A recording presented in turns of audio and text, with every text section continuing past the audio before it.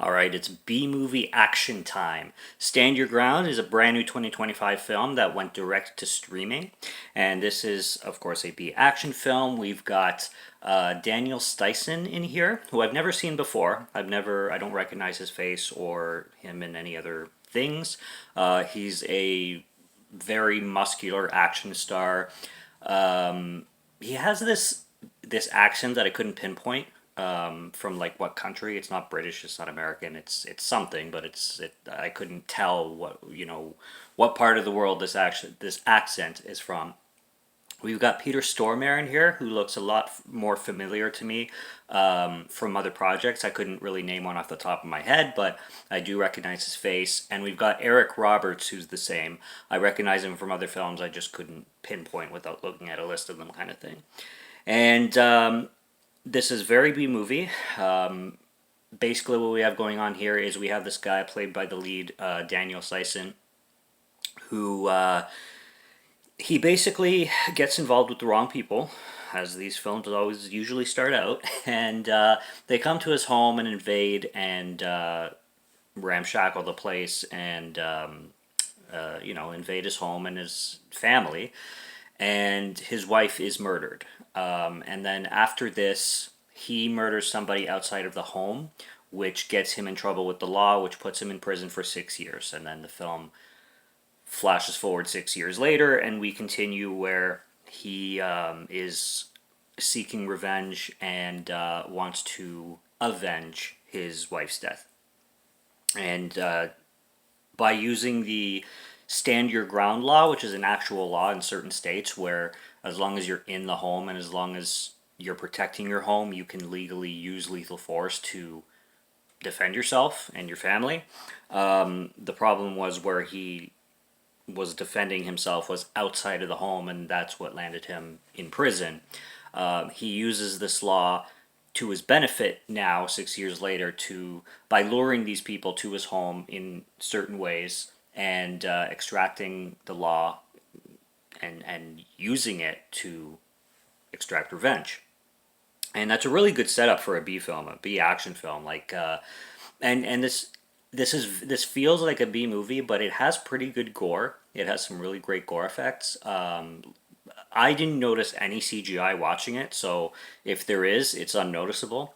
Daniel Stuyson kept reminding me of Jason Statham a lot. Just his mannerisms, his line delivery, the way he would say things, the way he would act.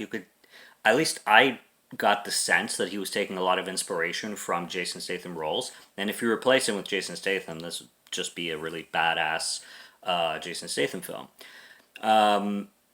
I don't know if there was a racial thing going on with him and the wife too, because the wife is black and he's white, and the people coming in at the beginning of the film to do this heinous crime seemed like white supremacists, but the film doesn't really take a white supremacist plot or anything like that. But they were also kicking both of them out of the town because they said you both need to leave our town. So I don't know if I got a clue that they probably had a problem with the marriage itself. But yeah,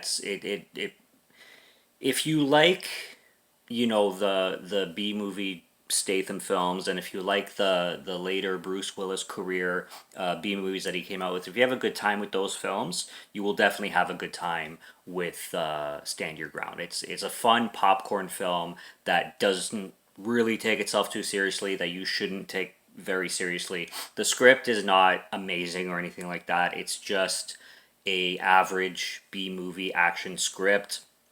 The actors and actresses do very well with what they're given. There's they deliver in what they're supposed to deliver, what they're asked to deliver. Peter Stormare plays a really slimy villain. Like, he just has that face in this film where he's got the scruffy beard and he's got the long growing hair, even though it's bald on top, and he just looks like that guy you want to avoid at the bar. The guy that you don't want to play pool with because he just looks slimy and dirty and like a dirtbag kind of thing. He does that role really well. And Eric Roberts himself does a really good role as well. He plays not really a sidekick, but a mutual friend of the lead, played by Daniel Seymour. Daniel Sizemore, is it? I forget his last name already. I apologize. But it's a fun film. There was one little plot hole that I found where, first of all, he starts to set his house with booby traps, which is funny because I immediately thought Home Alone, and it's really hilarious when a really popular, really high in pop culture film comes out, and then everybody compares every movie that even resembles that film to that. So it's like anytime there's booby traps, it's like, oh, it's like Home Alone, but in this situation, it's Home Alone, but this, it's Home Alone, but that. Friday the 13th, Part 7, that happened again, where everybody's like Jason versus Carrie, even though, in my opinion, the lead actress in Friday the 13th, Part 7 has no resemblance to Carrie whatsoever, other than being telekinetic. And everybody's like, it's Jason versus Carrie. She's just like Carrie and everything. It's funny how, there's the automatic comparison. And as soon as he starts putting booby traps in the house, I'm thinking Home Alone, of course. But he also places them around the house, which I found kind of defeats the purpose because the fact that he killed somebody outside was what landed him in jail. And he starts to put landmines. So if somebody steps on a landmine and gets killed, doesn't that count as being outside? Would that not count as stand your ground, or would it because he's putting a perimeter around his territory and he's in the home himself? I don't know. I don't know the laws. I didn't study the laws. I'm not American. So I don't know exactly how the stand your ground law works, and it's different in each state, as it's mentioned in the movie.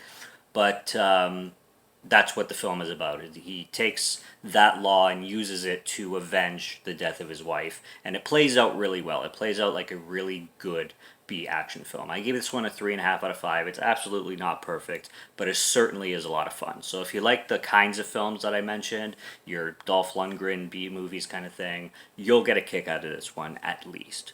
So go check it out. It's streaming. I forget what platform I watched it on, but it is readily available. And if it comes to Netflix or something like that, even better. So, yeah, go find it. Stand Your Ground, 2025. Subscribe to Morgan Film Fan if you'd like to listen to my voice or if you like my film reviews. I'll be back with more soon, so stay tuned for those. Check out what's on the channel already. Stay tuned for what's coming. Until next review, have a good one. Take care and cheers.